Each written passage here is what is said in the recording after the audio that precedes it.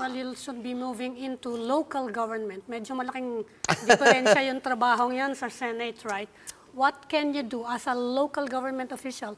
Siyempre, iniisip mo na rin siguro ngayon what you can do for teachers, for the public servants of the province. Yes, and the big difference is I'm coming from 21 years of being part of the legislative branch. You've never been part of local government? Of an executive branch, of the executive branch, no. Yes. So from making and crafting the laws, I will be executing the laws. And I'm realizing slowly but surely na hindi ganun kadali. And you will have to look for your own funding, right? Well, we have initial funding from ERA. Yeah. Initial funding from ERA, but I'm inheriting a government that has a declared income of only 22 million a year, which includes already the real property tax, 22 million share of the provincial government. Okay. So the challenge is how to increase that. Our current budget is for this year, approximately 1.4 billion. Okay. Yeah. So ano kaya yung mga binabalak mo ngayon for fundraising? No, first we will try to make more efficient government. So we opened up an ISO orientation last June 13. We will be implementing, hopefully, management strategies through ISO certification that will improve our efficiency and hopefully right-size the provincial government. Our PS expenditure right now is at 580 million out of the 1.4 billion. If you include job orders chargeable against MOE, it'll be a total of about 800 million out of 1.4 billion. So that will consist about 54% of our total funding. Kayo, no? So in order to have more funds for programs, activities, and projects for our province mates, we have to cut down a bit on personnel. You will cut down on personnel? Yes. But you are improving doing business to attract more investors? We first have to fix the problem with the government. Simply put, there are no systems in place in order to right-size and to lessen or minimize red tape.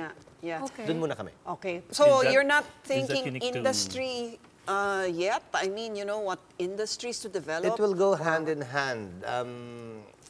Actually, I can't do anything about that as a member of the Senate or the House. I can do something about it as the local chief executive. We can address a lot of things which I cannot address as a member of the Senate. Now, for example, half of our electricity is bought from the WSM, which makes our power expensive. How can you attract industries if you do not lower the cost of electricity? So we have to begin contracting out power generation contracts in order to provide cheaper and reliable energy instead of buying from the WSM. For starters, yes, and we're trying to do an inventory of all the assets of the province, which was not done before too, so that we know how deep our pockets are and exactly what we can offer by way of manpower, by way of resources, by way of tourist attractions. Yeah. Are you developing alternative energy? I mean, Sorsogon is rich in geothermal as well? Yes, but geothermal right now is contracted out to the Luzon grid, mostly Meralco. And it's not necessarily good for us because it's actually more expensive.